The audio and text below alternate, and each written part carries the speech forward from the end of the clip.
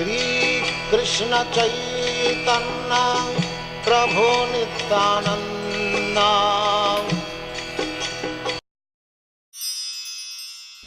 Hare Krishna.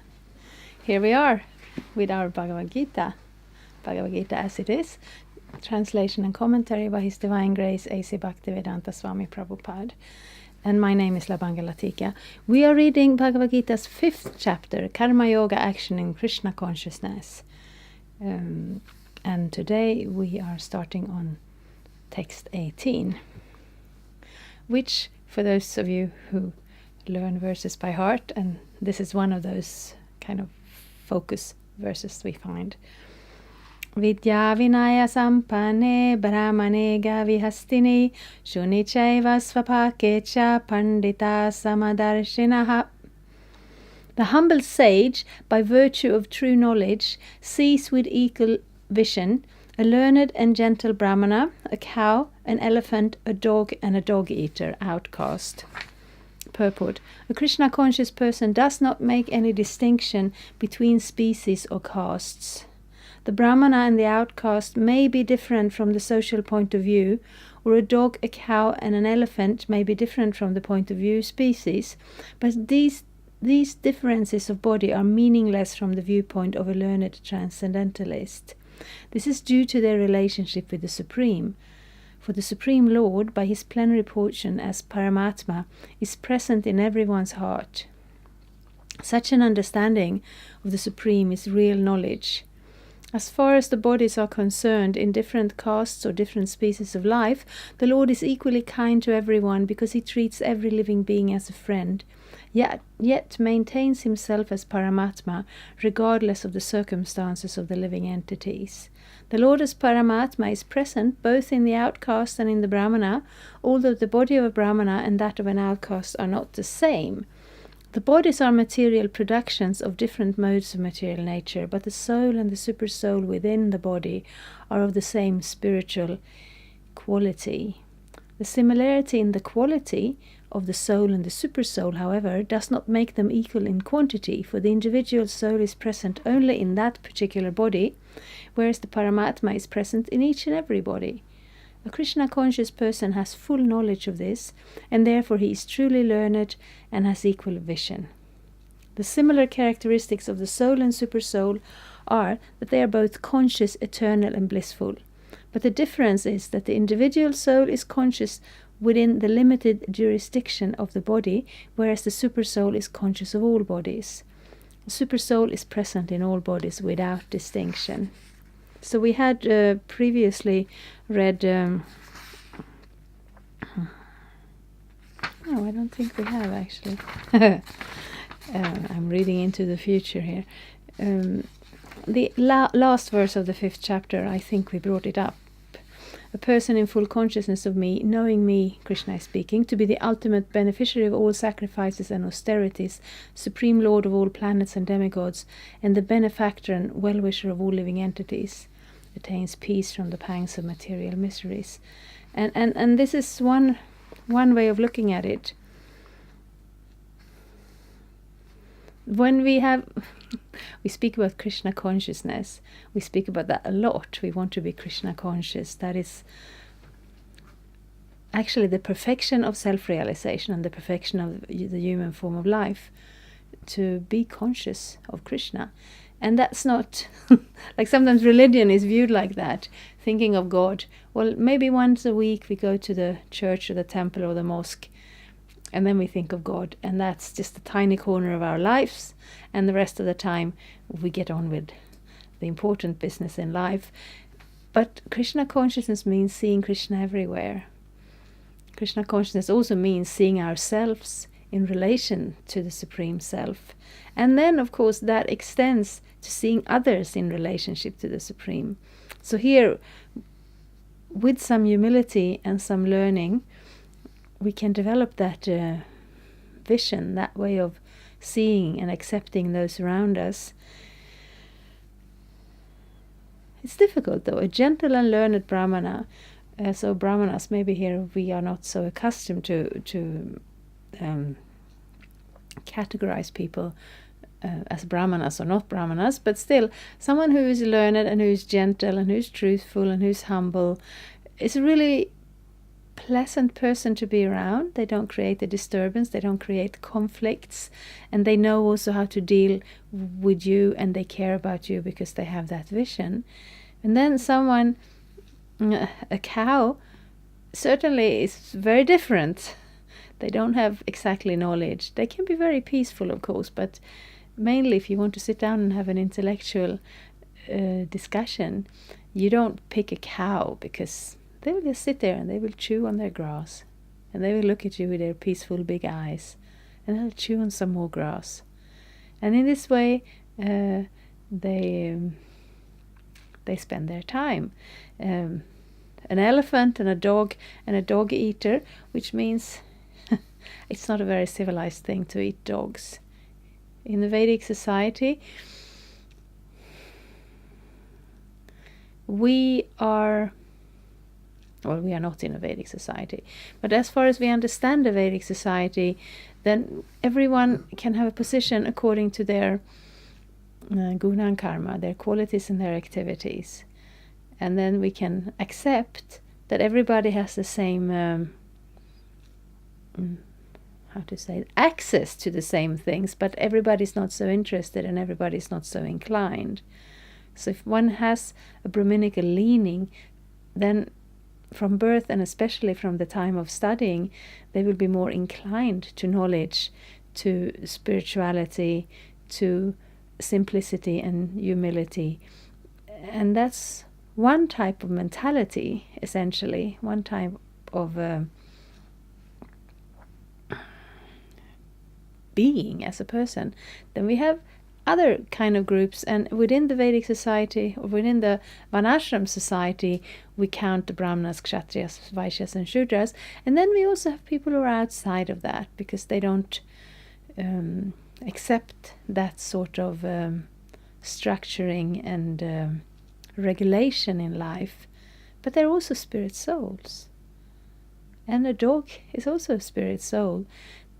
And of course we say dog is man's best friend because they're very loyal and they're very happy to see you and all of that. But their friendship is it's on the material level.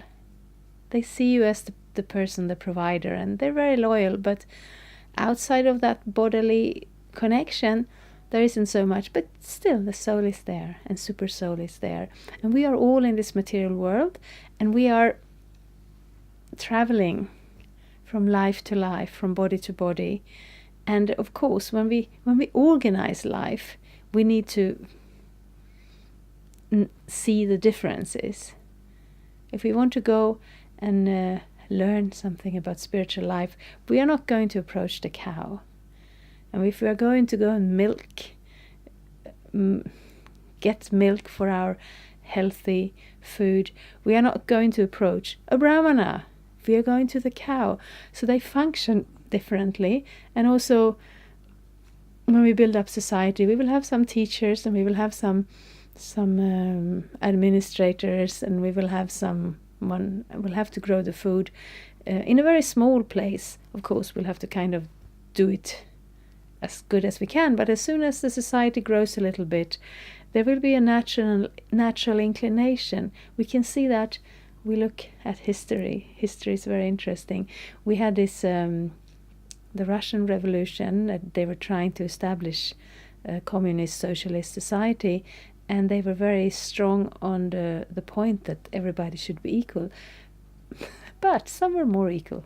So they were actually establishing an elite, because they felt that everybody else needed more education to come to that level of equalness.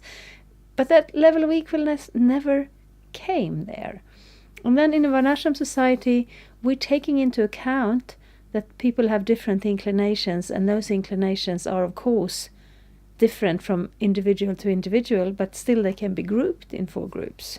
We have the Brahmanas, that simplicity, humility, purity is what rules their lives, and therefore they can give knowledge, they can give spirituality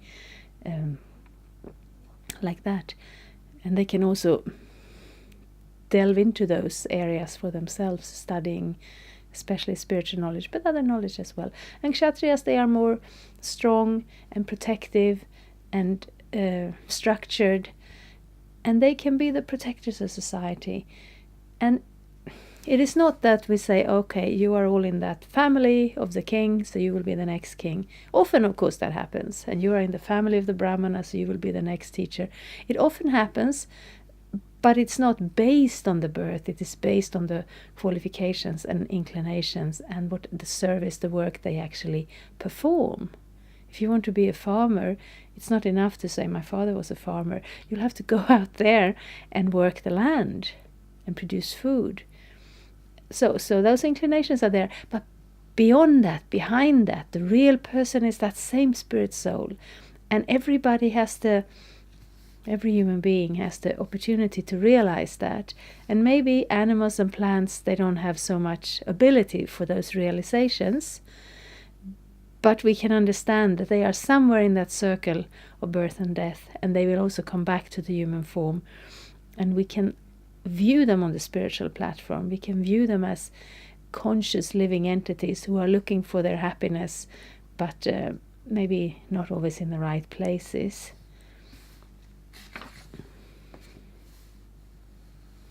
So that is the focus.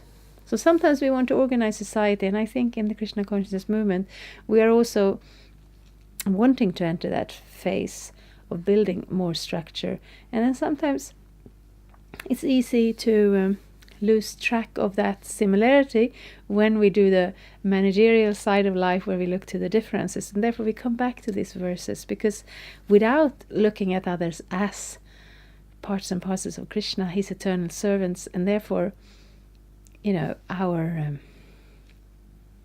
family in a way, then we grow the differences. We see the differences as stronger, and that is always very risky, especially for a spiritualist, but even for an ordinary person.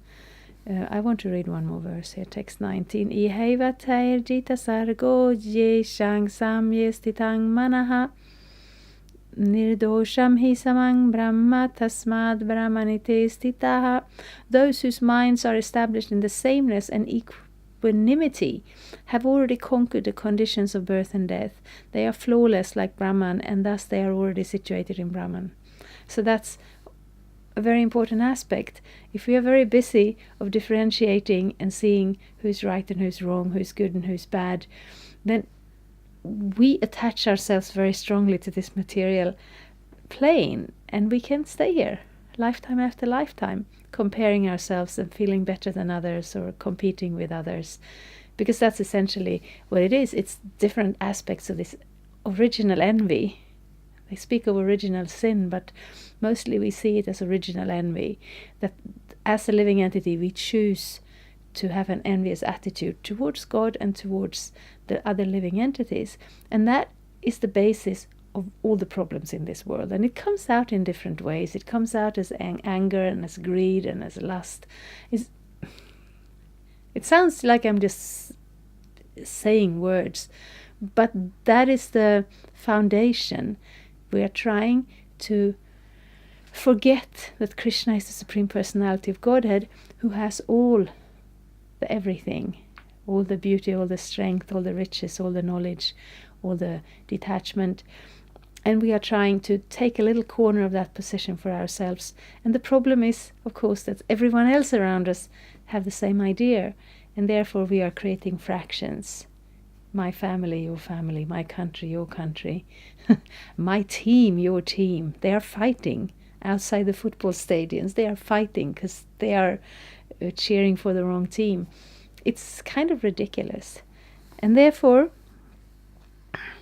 here we get the clue of how to look at the world and look at others, so that we won't be trapped in this level of consciousness. Purport: equanimity of mind, as mentioned above, is a sign of self-realization.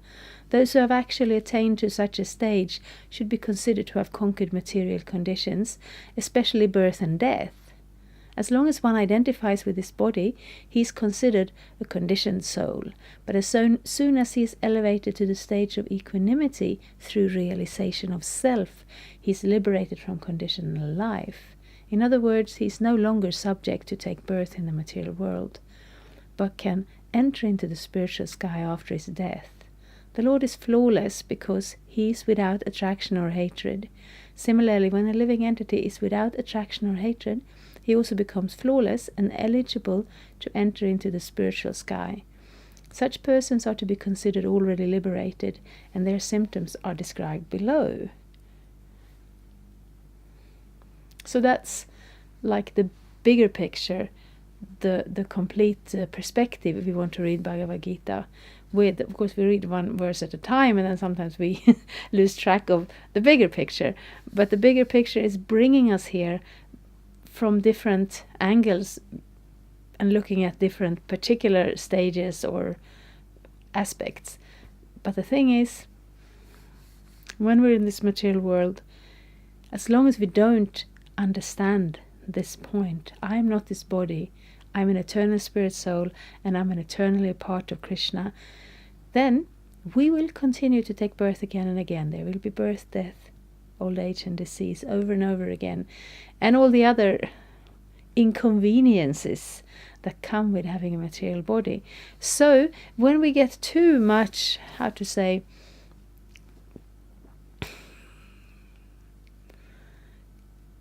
involved or full of some other idea that's also important. I mean, there are many things that are important. We have to put food on the table for our children. That is important. But if we lose track of our spiritual reality, our spiritual identity, and go out and do, very harmful activities in order to accomplish these other very important things, or if we become, stuck in this Kali Yuga mentality of quarrel and hypocrisy, because this age is a very materialistic age, and the natural instinct is always to be involved in some form of quarrel or hypocrisy, and to become this equanimity, to have this level of respect and sameness and humility. It goes a little bit against the flow of the time, the spirit of the time, and therefore it is stressed over and over. But it's also quite natural, and it's quite important.